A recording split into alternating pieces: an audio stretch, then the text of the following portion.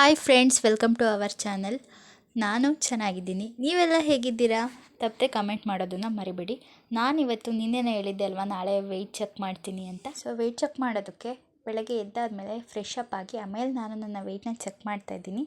ನನ್ನ ವೆಯ್ಟ್ ಬಂದುಬಿಟ್ಟು 72.400 ಗ್ರಾಮ್ಸ್ ಇದೆ. ನಾವೀಗೊಂದು 3-4 ದಿನದಿಂದ ಡಯಟ್ ಮಾಡಿರೋದ್ರಿಂದ ನಾವು ಒಂದು 600 ಗ್ರಾಮ್ ಕಡಿಮೆ ಆಗಿದ್ದೀವಿ. ಸೊ ಇದು ನಮ್ಮ ಇವತ್ತು ವಿಜಯದ ಸಂತೋಷ. ಮತ್ತೇನು ಅಂದರೆ, ನಾವು ಈಗ ಒಂದು 4 ಡೇಸ್ ಆದಮೇಲೆ ವೆಯ್ಟ್ ಚೆಕ್ ಮಾಡೋದಕ್ಕಿಂತ ಒಂದು ವಾರ ಆದಮೇಲೆ ನಾನು ನೆಕ್ಸ್ಟಿಂದ ವೆಯ್ಟ್ ಚೆಕ್ ಮಾಡಬೇಕು ಅಂತ ಅಂದ್ಕೊಂಡಿದ್ದೀನಿ. ಸೊ ಸೇಮ್ ಡೈಲಿ ಹೇಗೆ ಸ್ಟಾರ್ಟ್ ಆಗುತ್ತೋ ಹಾಗೆ ಹಾಟ್ ವಾಟರ್ ವಿತ್ ಟ್ಯಾಬ್ಲೆಟ್ ತೊಗೊಂಡೆ. ಆಮೇಲೆ ನಾನು ಇವತ್ತು ಎದ್ದಾದಮೇಲೆ ಒಂದು ಸ್ವಲ್ಪ ಕೆಲಸಗಳಿದ್ವು, ಅದನ್ನೆಲ್ಲ ಮಾಡ್ತಾಯಿದ್ದೆ. ನಾವು ಮತ್ತೆ ಅಲ್ಲೇ ಆಲ್ರೆಡಿ ಪೂಜೆ ಮಾಡಿದರು. ಅದಾದಮೇಲೆ ತಿಂಡಿನ ಪಲಾವ್ ತಿಂದೆ ವಿತ್ ಪಿಕಲ್ ತಿಂದೆ. ಮತ್ತೇನು ಅಂದರೆ, ಇವತ್ತು ನಾನು ಒಂದು ಹೊಸ ಸೀಡ್ಸ್ನ, ಹೊಸದಲ್ಲ ಆಲ್ರೆಡಿ ನಿಮಗೆ ಗೊತ್ತಿರಬೇಕು, ಬಟ್ ನಾನು ಇದನ್ನು ಯೂಸ್ ಮಾಡೋಕ್ಕೆ ಹಿಡಿದು ಈಗ ಒಂದು ಮಂತ್ ಆಯಿತು. ಸೊ ಒಂದೊಂದು ದಿನ ಇದನ್ನು ತಿಂತೀನಿ, ಒಂದೊಂದು ದಿನ ಮರ್ತುಬಿಡ್ತೀನಿ. ಸೊ ಇದ್ರ ಹೆಸರು ಬಂದುಬಿಟ್ಟು ಫ್ಲ್ಯಾಕ್ಸ್ ಸೀಡ್ಸ್ ಅಂತ. ಇದು ಅಗಸೆ ಬೀಜ ಅಂತೇಳಿ ಕರಿತೀವಿ ಇದನ್ನು. ಇದರಲ್ಲಿ ಅತಿ ಹೆಚ್ಚಿನ ಒಮೆಗಾ 3 ಇರುತ್ತೆ. ಸೊ ಇದು ಹೆಚ್ಚಾಗಿ ಹೇಳಬೇಕು ಅಂದರೆ ಫರ್ಟಿಲಿಟಿಗೆ ತುಂಬ ಒಳ್ಳೆಯದು. ಮತ್ತು ಇದು ನಾವು ಡಯೇಟಲ್ಲಿದ್ದಾಗ ನಾನೇನಕ್ಕೆ ತೊಗೊಳ್ತೀನಿ ಅಂದರೆ, ಇದು ಹಸುವನ್ನು ಅಷ್ಟು ಹೆಚ್ಚಲ್ಲ, ಇದು ಹಸುವನ್ನು ಕಡಿಮೆ ಮಾಡುತ್ತೆ. ಸೊ ನಮ್ಗೆ ಯಾವಾಗಲೂ ಅದನ್ನು ತಿನ್ನಬೇಕು ಇದನ್ನು ತಿನ್ನಬೇಕು ಅಂತ ಅನ್ನಿಸ್ತಾ ಇರುತ್ತಲ್ಲ, ಅದನ್ನು ಒಂದು ಸ್ವಲ್ಪ ಹಿಡಿತದಲ್ಲಿರುತ್ತೆ. ಸೊ ಇದನ್ನು ಸಹ 1 ಟೇಬಲ್ ಸ್ಪೂನ್ ಅಷ್ಟೇ ತೊಗೋಬೇಕು, ಇದನ್ನು ಭಾಳ ತೊಗೋಬಾರ್ದು. ಇದನ್ನು ತಿಂದು ಬೇಗ ಕಂಪ್ಯೂಟರ್ ಕ್ಲಾಸಿಗೆ ಹೋಗಿ ಅಲ್ಲಿ ಇವತ್ತು ಸಹ ಟ್ಯಾಲಿ 10th ಪ್ರಾಬ್ಲಮ್ ಮಾಡಿದೆ. ಬಿಕಾಸ್ ಯಾಕೆ ಅಂದರೆ, ನಾನು ನಿನ್ನೆ ಮಾಡಿದ್ದೆ ಬಟ್ ಆನ್ಸರ್ ಒಂದು ಸ್ವಲ್ಪ ಕಡಿಮೆ ಬಂದಿತ್ತು. ಸೊ ನೋಡೋಣ, ಇವತ್ತು ಅದನ್ನೇ ಮಾಡೋಣ ಅಂತ ಮಾಡಿದೆ. This is the last problem ಅಂತಲೇ ಹೇಳ್ಬೋದು. ಸೊ ನನಗಂತೂ ಸಿಕ್ಕಾಪಟ್ಟೆ ಖುಷಿಯಾಗೋಯಿತು. ಬಿಕಾಸ್ ಟ್ಯಾಲಿ ಫುಲ್ ಮುಗಿಸಿದ್ದೀನಿ ನಾನು ಸಾಕು ಅಂದರೆ ಇವಾಗಲೂ ಸಹ ಕಂಪ್ಯೂಟರ್ ಕ್ಲಾಸ್ನ ಬಿಡ್ಬೋದು. ಬಟ್ ನಾನು ಇನ್ನೂ ಒಂದು ಸ್ವಲ್ಪ GST ಟ್ಯಾಲಿನೂ ಸಹ ಕಲ್ತ್ಬಿಟ್ರೆ ಎಲ್ಲ ಫುಲ್ ಕಂಪ್ಯೂಟರ್ನೇ ಕಲ್ತಂಗೆ ಆಗ್ಬಿಡುತ್ತೆ ಅಂತ ಅಂದ್ಕೊಂಡು ನಾ ಕಂಪ್ಯೂಟರ್ ಕ್ಲಾಸ್ ಮುಗಿಸ್ಕೊಂಡು ಬಂದೆ. ಹಾಗೆ ನಾನು ಅಷ್ಟೊತ್ತಿಗೆ ಮನೆಗೆ ಬಂದಾದಮೇಲೆ ನಾನಿವತ್ತು ಊಟಕ್ಕೆ ಏನು ಮಾಡ್ತಾಯಿದ್ದೀನಿ ಅಂದರೆ, ಹೆಸ್ರು ಕಾಳು ಮತ್ತು ಬೆಂಡೆಕಾಯಿನ ಹಾಕಿ ಸಾಂಬಾರು ಮಾಡ್ತಾಯಿದ್ದೀನಿ.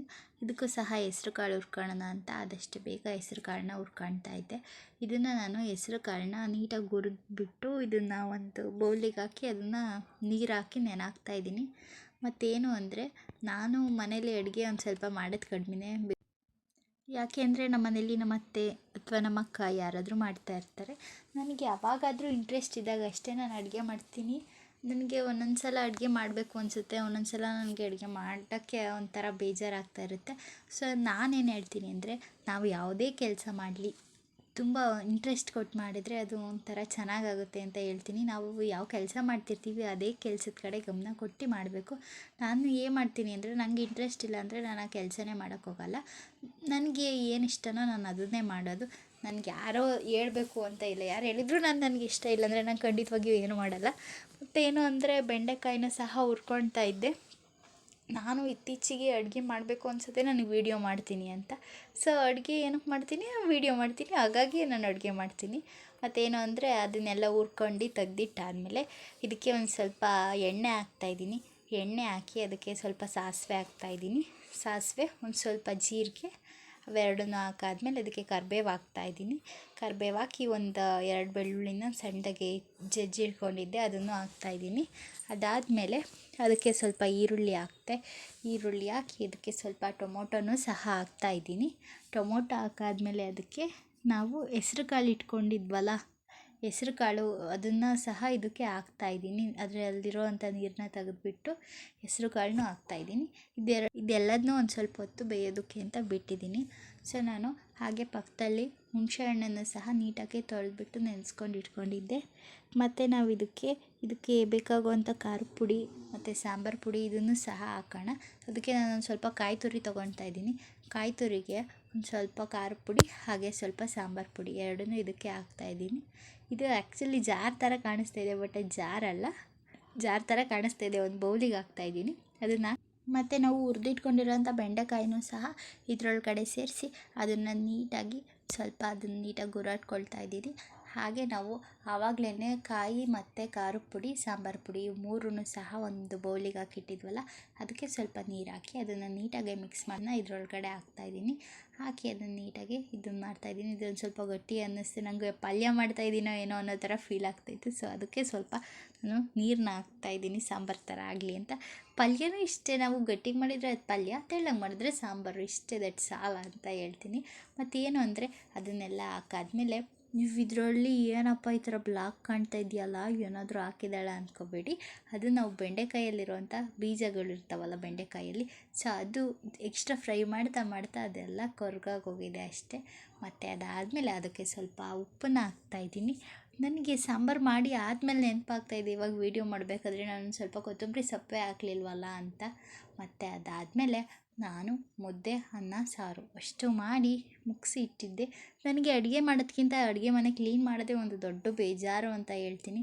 ಬಿಕಾಸ್ ನಾನು ಅಡುಗೆ ಮಾಡಿ ಆಗಿ ಎಲ್ಲ ಅಲ್ಲೇ ಇರುತ್ತಲ್ಲ ಅದನ್ನೆಲ್ಲ ತೆಗ್ದು ನೀಟಾಗಿಟ್ಟು, ನೀಟಾಗಿ ಅಡುಗೆ ಮನೆ ಎಲ್ಲ ಒರೆಸಿ, ಇದೇ ಒಂದು ದೊಡ್ಡ ಕೆಲಸ ನನಗೆ. ಆಮೇಲೆಲ್ಲ ಅದು ಇದು ಎಲ್ಲ ತೆಗ್ದಿಟ್ಟಿರ್ತೀನಲ್ಲ, ಸೊ ಅದನ್ನೆಲ್ಲ ನೀಟಾಗಿ ಎತ್ತಿಡಬೇಕು. ನಮ್ಮ ಮನೇಲಿ ಏನು ಅಂದರೆ 2 ಥರ ಮುದ್ದೆ ಮಾಡ್ತೀವಿ. ಒಂದು ರಾಗಿ ಮುದ್ದೆ ಮತ್ತು ಇನ್ನೊಂದು ಜೋಳದ ಮುದ್ದೆ, 2 ಸಹ ಮಾಡ್ತೀವಿ.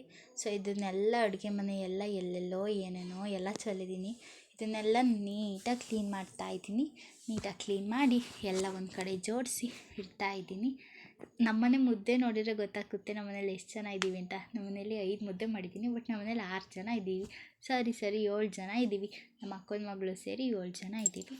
ಮತ್ತು ಅದಾದಮೇಲೆ ಅಡುಗೆ ಮನೆನ ಒಂದು ಸ್ವಲ್ಪ ನೀಟಾಗಿ ಕ್ಲೀನ್ ಮಾಡ್ಕೊತಾ ಇದ್ದೀನಿ. ಹಾಗೆ ಅಡುಗೆ ಮನೆ ಎಲ್ಲ ಕ್ಲೀನ್ ಮಾಡಿದ್ಮೇಲೆ ಪಾತ್ರೆ ಸಹ ತೊಳೆಯೋದಿತ್ತು. ಸೊ ನಾನು ಇಂಟರ್ಮೀಡಿಯೇಟ್ ಫಾಸ್ಟಿಂಗ್ ಮಾಡೋದ್ರಿಂದ ಎಲ್ಲ ಕೆಲಸ ಮುಗಿಸಿ ಆಮೇಲೆ ಊಟ ಮಾಡೋದಕ್ಕಿಂತ ನಾವು ಸಂಜೆ ಎಲ್ಲ ಊಟ ಮಾಡ್ತಾ ಇರೋದು, ಸ್ವಲ್ಪ ಬೇಗನೆ ಊಟ ಮಾಡಿ ಆಮೇಲೆ ಎಲ್ಲ ಕೆಲಸ ಮುಗಿಸೋದು ಬೆಸ್ಟು ಅನ್ನಿಸ್ತು. ಸೊ ನಾನು ಊಟ ಮಾಡಿ ಆಮೇಲೆ ನಾನು ಮುಂದಿನ ಕೆಲಸ ಮಾಡಿದೆ. ಇನ್ನು ಟೈಮ್ ಬಂದು 7:30 ಏನೋ ಆಗಿತ್ತು.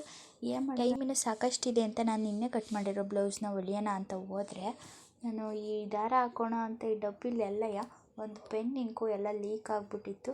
ಅದರಲ್ಲಿರೋಂಥ ದಾರಗಳಿಗೆಲ್ಲ ಹತ್ತಿ ನನ್ನ ಕೈಯಲ್ಲೆಲ್ಲ ಇಂಕೆಲ್ಲ ಆಗಿಬಿಟ್ಟಿತ್ತು. ಏನು ಮಾಡೋಣ ಅಂತ ಅಂದ್ಕೊತ ನಾನು ಅದನ್ನೆಲ್ಲ ನೀಟಾಗಿ ಕ್ಲೀನ್ ಮಾಡ್ತಾಯಿದ್ದೀನಿ. ಕ್ಲೀನ್ ಮಾಡಿ ನಾನಂತೂ ಈ ಡಬ್ಬಿಲಿ ಬರೀ ದಾರ, ನನಗೆ ಬೇಕಾಗಿರುವಂಥ ಸಾಮಾನುಗಳ್ನಷ್ಟೇ, ಸೂಜಿ ದಾರ ಇದನ್ನು ಇಟ್ಕೊಳ್ಳೋಣ ಅಂತೀನಿ. ಬಟ್ ಸಿಕ್ಕಿದ್ದನ್ನೆಲ್ಲ ಅದರಲ್ಲೇ ಇಡ್ತೀನಿ.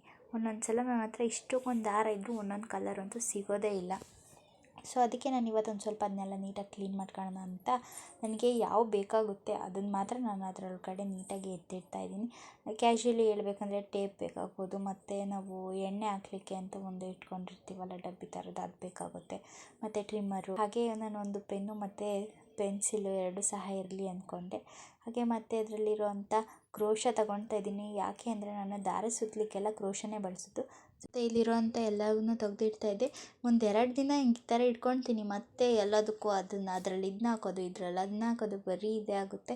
ಎಲ್ಲ ನೀಟಾಗಿ ಎತ್ತಿಡೋದು ಮತ್ತೆಲ್ಲ ನೀಟಾಗಿ ಹಾಳು ಮಾಡೋದು, ಇದೇ ಆಯಿತು ನನ್ನ ಕೆಲಸ ಬರೀ. ಮತ್ತೇನು ಅಂದರೆ ನಾನು ಸೇಫ್ಟಿ ಪಿನ್ ವಿಚಾರ ಹೇಳೋದಾದರೆ, ನಾನು ಎಲ್ಲಾದರೂ ರೆಡಿಯಾಗಿರ್ತೀನಲ್ಲ, ಆವಾಗ ಒಂದು ಪಿನ್ ಅಂದರೆ ನನ್ನ ಕೈಯಲ್ಲೇ ಸಿಗೋಲ್ಲ. ನಾನು ಒಬ್ಬಳಿಗೆ ಹಿಂಗಾಗುತ್ತೋ ಎಲ್ರಿಗೂ ಹಿಂಗಾಗುತ್ತೋ ನನಗಂತೂ ಗೊತ್ತಿಲ್ಲ. ನಾನು ಎಲ್ಲಿಗಾದ್ರೂ ರೆಡಿ ಆಗಬೇಕಾದ್ರೆ ಒಂದೂ ಸಿಗೋಲ್ಲ ಸೇಫ್ಟಿ ಪಿನ್ನು. ಇದೇನಿದೆ ಒಂದು ಪಿನ್ ಇಲ್ಲ ಅನ್ನೋ ಅನಿಸುತ್ತೆ. ಮತ್ತು ಹಾಗೆ ನಾನು ಬಟ್ಟೆ ಹೊಲಿಬೇಕು ಅಂದ್ಕೊಂಡಲ್ಲ, ಸೊ ಅದಕ್ಕಾಗಿ ನಾನು ಮಿಷಿನ್ ಒಂದು ಸ್ವಲ್ಪ ಎಲ್ಲ ನೀಟಾಗಿ ಒರೆಸ್ಕೊಂಡು ಕ್ಲೀನ್ ಮಾಡ್ತಾಯಿದ್ದೆ. ನನಗೆ ಒಂಥರ ಸ್ಟಿಚಿಂಗ್ ಮಾಡೋದು ಅಂದರೆ ತುಂಬ ಇಷ್ಟ. ಬಿಕಾಸ್ ನಾನಿನ್ನೂ ಸ್ಟಿಚಿಂಗಲ್ಲಿ ಅಷ್ಟು ಪರ್ಫೆಕ್ಟ್ ಆಗಿಲ್ಲ. ನಾನು ಯಾವುದೂ ಸಹ ಬರೋಲ್ಲ ಅಂತ ಅಂದ್ಕೊಳಲ್ಲ, ಪರವಾಗಿಲ್ಲ, ಎಷ್ಟು ಬರುತ್ತೋ ಅಷ್ಟಾದರೂ ಟ್ರೈ ಮಾಡೋಣ ಅಂತ ಅಂದ್ಕೊಳ್ತೀನಿ. ಹಾಗೆ ಮಿಷಿನೆಲ್ಲ ಕ್ಲೀನ್ ಮಾಡ್ತಿರ್ಬೇಕಾದ್ರೆ ನನ್ನ ಕೈಗೆಲ್ಲ ಹತ್ತದಲ್ಲದೆ ಇಂಕೋ ನನ್ನ ಮಿಷಿನಿಗೂ ಸಹ ಹತ್ತಿತ್ತು. ಸೊ ಅದನ್ನು ಒರೆಸಿದ್ದೆ, ಬಟ್ ಅದು ಹೋಗಲಿಲ್ಲ. ಹಾಗೆ ನಾನು ಇವಾಗ ಬಟ್ಟೆ ಹೊಲಿಬೇಕಲ್ಲ, ಇದನ್ನೇ ಸಹ ನಾನು ನಿನ್ನೆ ಕಟ್ ಮಾಡಿದ್ದು. ಇದನ್ನು ಇವತ್ತು ಹೊತ್ತಿಗೆ ಸ್ಟಿಚ್ ಮಾಡಿಬಿಡೋಣ ಅಂತ ಅಂದ್ಕೊಂಡೆ. ಇವತ್ತು ನಾನು ಸ್ಟಿಚಿಂಗ್ ಮಾಡೋಕ್ಕೆ ಹೋದಾಗ ಆಗಲೇ 7:30 ಆಗಿತ್ತು.